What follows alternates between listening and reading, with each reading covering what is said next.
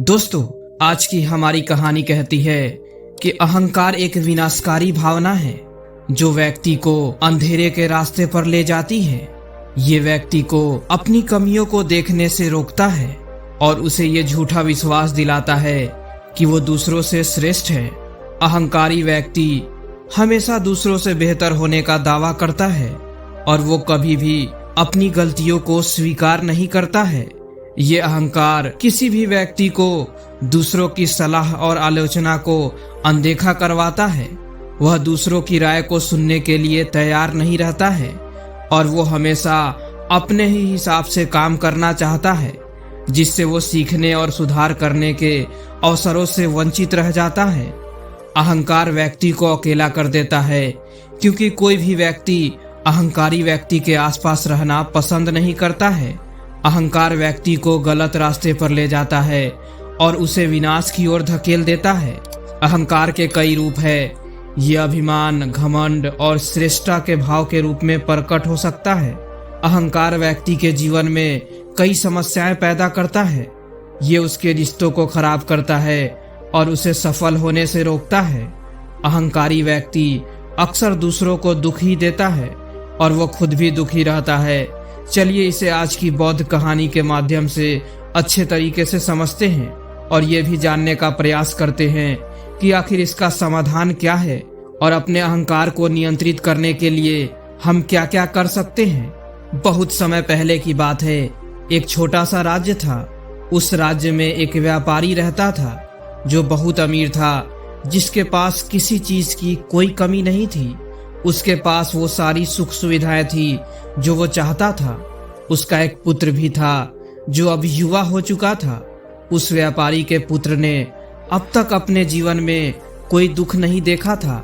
जो भी वो चाहता था वे व्यापारी उसे सब कुछ लाकर दे देता था, जिस कारण उसने अपने जीवन में किसी प्रकार के दुख का अनुभव अब तक नहीं किया था। अथाह संपत्ति थी, धन दौलत थी, उसके पास किसी चीज की कोई कमी नहीं थी। लेकिन एक दिन अचानक वो व्यापारी बीमार पड़ गया और देखते ही देखते उसकी बीमारी ने उस पर पूरी तरह से पकड़ बना ली। वो व्यापारी अपने जीवन की आखिरी सांसें गिन रहा था। अब उस व्यापारी को ये प्रतीत होने लगा था कि वो नहीं बच पाएगा। उसका अंतिम समय आ चुका है। इसलिए उसने अपने पुत्र को अपने पास बुलाया और उससे कहा, बेटा, तुमने आज तक केवल सुख ही देखा है। तुम्हें जो कुछ चाहिए था वो मैंने सब कुछ तुम्हें दे दिया, इसलिए तुमने आज तक दुख का अनुभव नहीं किया। दुख क्या होता है ये तुम्हें पता तक नहीं है और इसी बात की चिंता मुझे खाई जा रही है कि जब तुम्हारे ऊपर दुखों के बादल मंडराने लगेंगे तो तुम सह नहीं पाओगे। इसलिए आज मैंने तुम्हें यहाँ पर बुलाया है। मैं बस आखिरी समय पर तुमसे ये कहना चाहता हूँ कि तुम सावधान रहना। मेरी मृत्यु के बाद तुम्हारे अपने ही तुम्हारे दुखों का कारण बन जाएंगे। इतना कहकर वो व्यापारी मृत्यु को प्राप्त हो गया। उस व्यापारी का पुत्र अपने पिता की मृत्यु पर बहुत दुखी था। वो रो रहा था। तभी उसके पास उसका मित्र आया और उसे समझाया, मित्र, तुम रो क्यों रहे हो? तुम्हारे पिताजी ही तो मरे हैं, लेकिन तुम्हारे पास तो अब भी ये सारी धन दौलत है, ये सारी संपदा है, ये सारी संपत्ति तुम्हारी ही तो है। अब तो तुम उन चीजों का भी आनंद ले सकते हो जिनका आनंद तुम अपने पिता के रहते नहीं ले पाए। अपने मित्र की ये बात सुनकर वो बड़ा प्रसन्न हुआ और उसे भी इस बात का एहसास हो चुका था कि उसके पास अथाह संपत्ति है, धन दौलत है, जिसकी मदद से वो अपना जीवन खुशी खुशी बिता सकता है। लेकिन इसी धन संपदा के कारण अब बुरी आदतों का शिकार भी हो चुका था। उसे हर प्रकार का नशा करने की आदत लग चुकी थी। जहां उसका मन करता वो वहां चला जाता था। जब भी उसका मन करता वो किसी को भी अपने घर बुला लेता, फिर चाहे दिन हो या रात, जो भी उसका मन करता वो खरीद लेता, क्योंकि उसके पास संपत्ति थी। और तो और उसके पिता का सारा व्यापार भी अब उसी के हाथों में था और अब वो बहुत खुश था। वो अपने जीवन को अपनी मर्जी के हिसाब से जी रहा था। एक दिन उसके मन में ख्याल आया कि पिताजी ने मुझे बेवजह ही डरा दिया था कि लोग मेरा फायदा उठाएंगे, मेरे दुश्मन बन जाएंगे, मेरे दुखों का कारण बन जाएंगे। लेकिन अब तो मैं और भी मजे से जी रहा हूँ। मेरे सुख के दिन तो अब आए हैं। मैं आज तक जो नहीं कर पाया था वो सब करने में अब मैं सक्षम हूँ। ये सब सोचकर उसकी खुशी का ठिकाना नहीं था। वो बहुत खुश था। तभी एक दिन उस राज्य में एक बहुत बड़ा अस्पताल का निर्माण हो रहा था और इस अस्पताल के निर्माण के समय पर एक घोषणा करवाई गई कि जो भी इस अस्पताल के लिए सबसे अधिक दान देगा उसका नाम उस अस्पताल के एक पत्थर पर स्वर्ण अक्षरों में लिखा जाएगा। जब उसके मित्र ने ये बात सुनी तो वो दौड़ा दौड़ा उसके पास आया और उसे सारी बात बता दी। तब उस व्यापारी के पुत्र ने ये तय किया कि वो अस्पताल को सबसे बड़ा दान देगा और उसने ऐसा ही किया और साथ ही ये भी निश्चित हो गया कि उसका नाम उस अस्पताल के एक पत्थर पर स्वर्ण अक्षरों में लिखा जाएगा। लेकिन जब वो दान देकर वापस घर की ओर लौट रहा था तो रास्ते में उसे एक साधु मिले जो भोजन की मांग कर रहे थे। इस पर वो घमंडी लड़का कहता है, तुम जैसे लोग केवल 2 वक्त की रोटी के लिए हमेशा चिल्लाते रहते हो। पता नहीं तुम लोग कहाँ से आ जाते हो और भगवान तुम लोगों को पैदा ही क्यों करता है। तुम लोग गंदगी हो, तुम्हें जीने का कोई हक नहीं। केवल अपना पेट भरने के लिए 2 वक्त की रोटी के लिए तुम किसी के सामने भी झुक जाते हो। यदि झुकना ही है तो उस ईश्वर के सामने झुको, शायद वो तुम्हारी गलतियों को माफ कर दे और तुम्हें एक अच्छा जीवन प्रदान करे। हो सकता है वो तुम्हें भोजन भी दे दे। वो लड़का उन साधु को खरी खोटी सुनाकर वहां से चला गया। धीरे धीरे उस लड़के के पास उसके मित्रों, सहयोगियों और रिश्तेदारों की संख्या बढ़ने लगी। अब हर कोई उससे बिना पूछे कोई काम नहीं करता था। हर चीज में उसी से पूछा जाता था, जिस कारण उस लड़के को लगने लगा था कि अब मेरे बिना कोई काम नहीं हो सकता। जो भी हूँ मैं ही हूँ। जिस कारण उस लड़के का अहंकार अब 7वें आसमान पर था।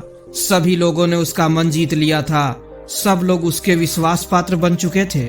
उस लड़के के पास अपार धन था जिस कारण सब उससे जुड़े हुए थे। लेकिन ये बात उस लड़के को समझ नहीं आ रही थी। सभी लोग विश्वास के नाम पर अब उस लड़के से धन उधार लेने लगे थे और वो भी खुशी खुशी लोगों को धन उधार में दे दिया करता था।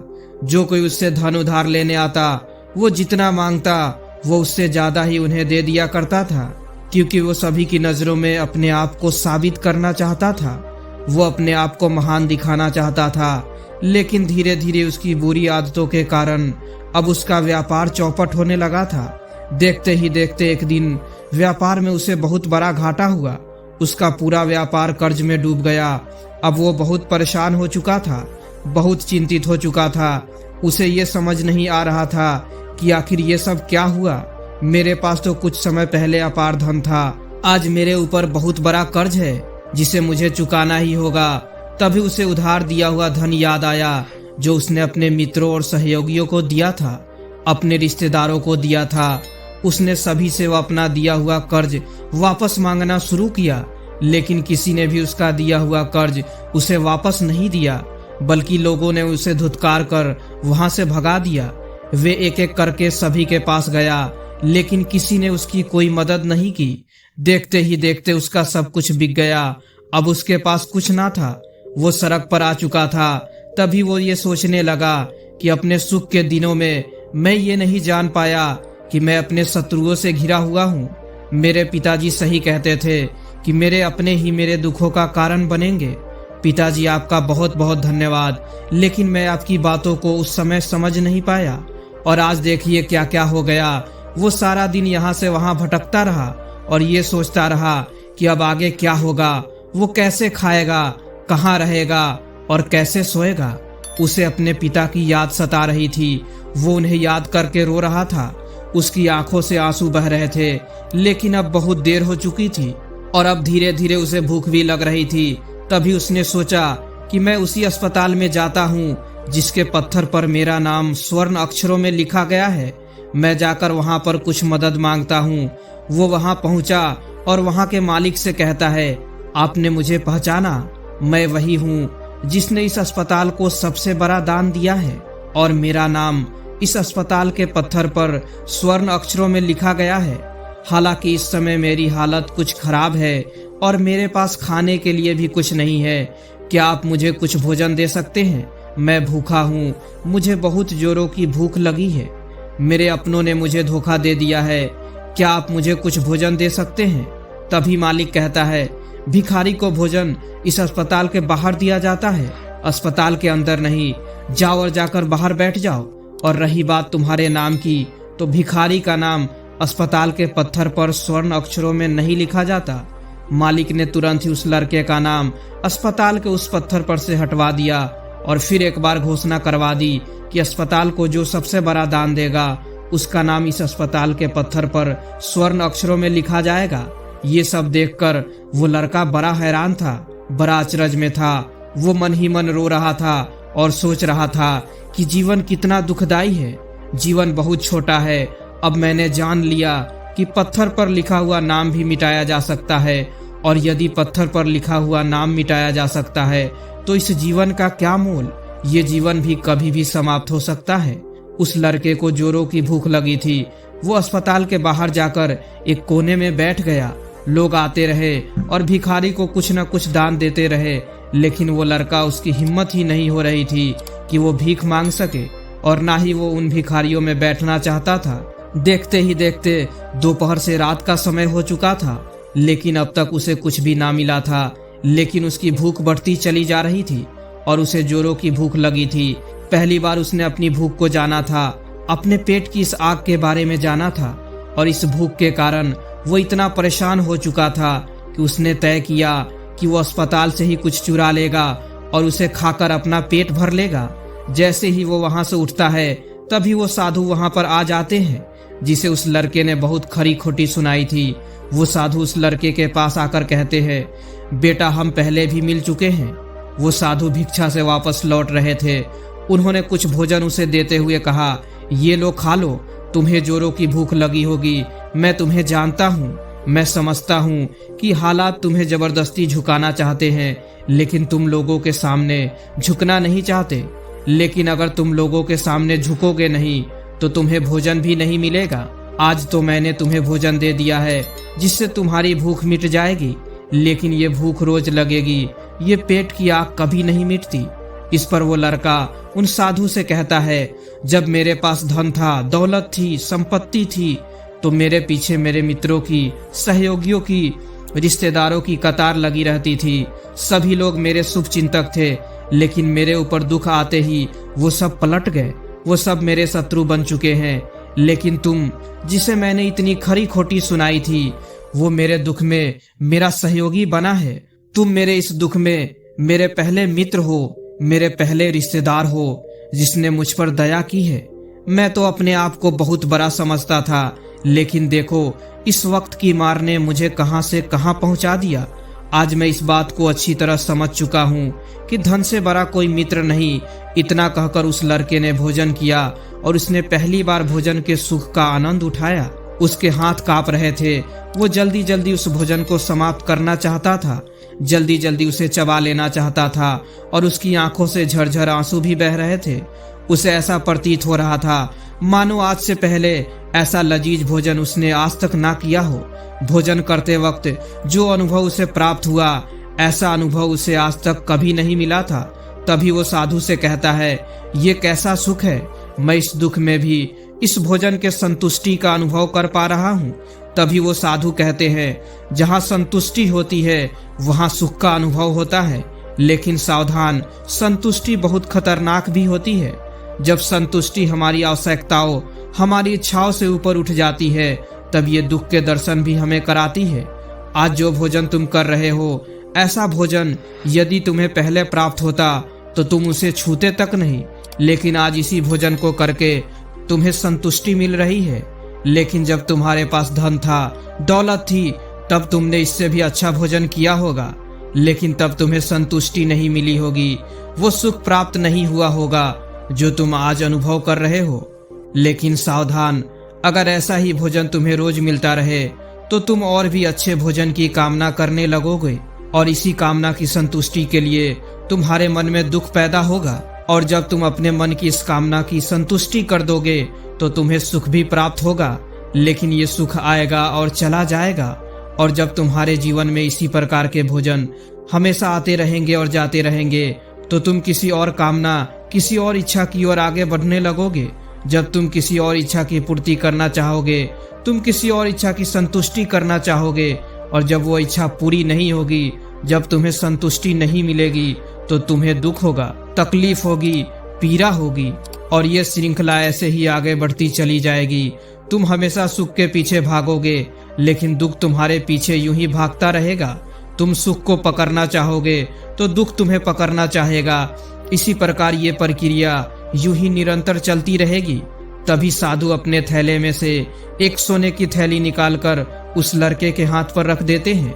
तभी वो लड़का उस साधु से कहता है, हे महाराज, आपके पास इतना धन कहाँ से आया? आप तो एक बैरागी है। तभी वो साधु उस लड़के से कहता है कि ये धन तुम्हारा ही है। उस दिन जब तुमने मुझे खरी खोटी सुनाकर अपने घर की ओर आगे बढ़ रहे थे, तभी तुम्हारी जेब से ये सोने के सिक्कों से भरा हुआ थैला नीचे गिर पड़ा और मैंने इसे उठाकर अपने पास रख लिया, ये सोचकर कि जब तुम मुझे मिलोगे तब मैं इसे तुम्हें लौटा दूंगा। लेकिन उस दिन के बाद से आज तुम मुझे मिले हो, इसलिए मैं तुम्हें इसे लौटा रहा हूँ। ले लो, ये तुम्हारा ही है। इस पर वो लड़का कहता है, हे महाराज, इसी धन के लिए तो मुझे मेरे मित्रों ने, मेरे सहयोगियों ने, यहाँ तक कि मेरे रिश्तेदारों ने भी मुझे धोखा दिया है। लेकिन आप वो पहले शख्स है जो मुझे ये धन लौटा रहे हैं। और वहीं पर जो मैंने धन, जो कर्ज मैंने अपने मित्रों, अपने सहयोगियों, अपने रिश्तेदारों को दिया था, अपने बुरे समय पर जब मैं उनसे मांगने गया तो उन सभी ने वो धन देने से मुझे मना कर दिया। कईयों ने तो मुझे खरी खोटी सुनाकर अपने घर से धक्के मारकर बाहर निकलवा दिया। लेकिन महाराज, आप वो पहले शख्स है जिन्होंने मेरे इस बुरे समय पर मेरा साथ दिया है, मेरा धन मुझे वापस लौटाया है। मैं आपकी सहायता के लिए हमेशा आभारी रहूंगा। मैं इस धन से अपना व्यापार फिर से शुरू करूंगा और इस व्यापार को नई ऊंचाइयों तक ले जाऊंगा। तभी वो साधु उस लड़के से कहते हैं, हमें कोई दुख नहीं देता, बल्कि दुख के कारण तो हम स्वयं ही होते हैं। हम स्वयं ही खुद को धोखा देते हैं। सुख में हम भ्रमित रहते हैं, हमें ये पता नहीं चलता कि हम सही कर रहे हैं या गलत, और इसी प्रकार हम एक माया जाल में फंसते चले जाते हैं। क्योंकि सुख में हम अपनी आंखें बंद करके बस उन सुख का आनंद लेते हैं और हम किसी चीज की तरफ ध्यान नहीं देना चाहते। हम नहीं जानना चाहते कि जीवन मीठा है तो कड़वा भी है, सच है तो झूठ भी है। सुख में हम केवल अपने अहंकार को बढ़ावा देते हैं। अहंकार व्यक्ति को गलत रास्ते पर ले जाता है और उसे विनाश की ओर धकेल देता है, व्यक्ति को अंधा बना देता है। इसी के विपरीत अगर हम देखें तो विनम्रता एक ऐसा गुण है जो व्यक्ति को सफलता की ओर ले जाता है और ये उसे दूसरों से सीखने में मदद करता है और उसे अपनी कमियों को स्वीकार करने की शक्ति देता है।